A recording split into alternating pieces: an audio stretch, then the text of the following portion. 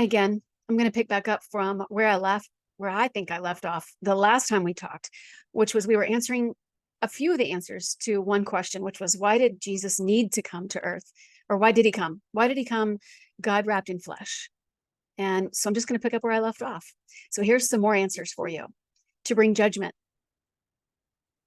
to give his life as a ransom for many, to fulfill the law and the prophecies.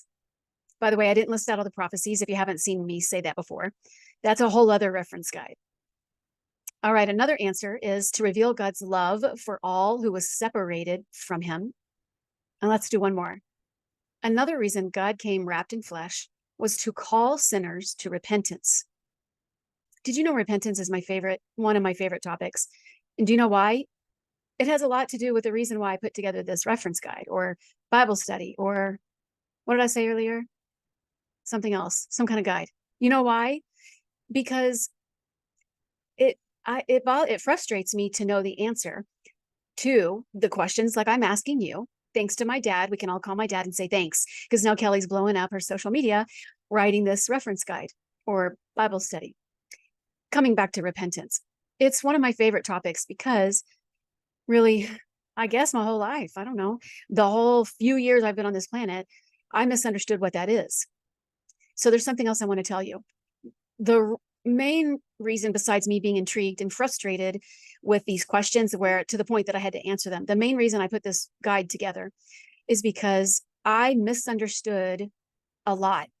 And if I wanted to talk to someone or present the gospel, I wanted to come with less of me and more of facts. And I didn't want me to get in the way. You see, I've misunderstood. I've totally misnomered things. I've said things that weren't true. And basically, I finally did a little bit of homework at my ripe old age. And if I were talking to me at 12 years old, or when I was in youth group, you see, when I was in youth group, what I heard was, you're a sinner. Get down on your hands and knees, say you're sorry, know that Jesus died for you, or know that he was murdered for you. That's what I heard. I'm not saying that's what my fabulous youth leader said. I'm saying that was the message. I don't remember hearing about repentance, but I just want to tell you that a large portion that I'll talk about later or the reason behind a lot of what I'm doing is because I'm really talking to me not too long ago, or me when I was first really trying to, or as a young adult, when I really was trying to figure what is the purpose of this whole thing, and everything is so frustrating. So a lot of work that I do is starting really kind of from the beginning. Let's just, like, it's almost like we got that movie thing that comes down and says, take 2 or take 257. In other words, I feel like I just want to interrupt my own life and go, you're okay. I didn't do a good job of telling you before. So let me start over. Here's Jesus, and let me give him to you as he is. And as he is regal. He doesn't look regal, but he sure is. And that's what this reference guide, or if you use it as a Bible study, that's what it's going to do. It's going to take us through the path of, well, who is he?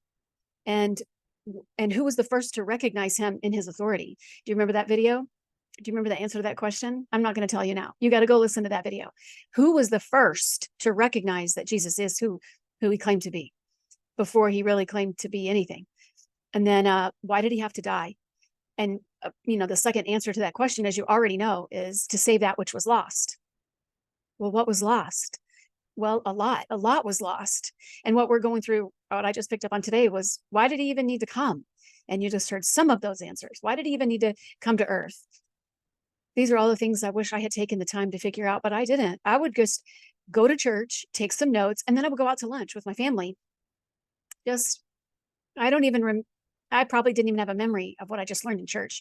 I still take copious notes in church, but I tend to take home the message with me, and then I kind of regurgitate it and give it to you.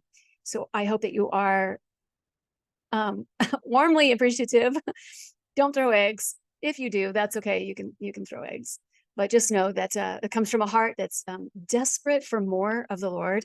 And obviously the intention is to give it back to you in a meaningful manner. And I hope that's what I'm doing. Okay. See you next time.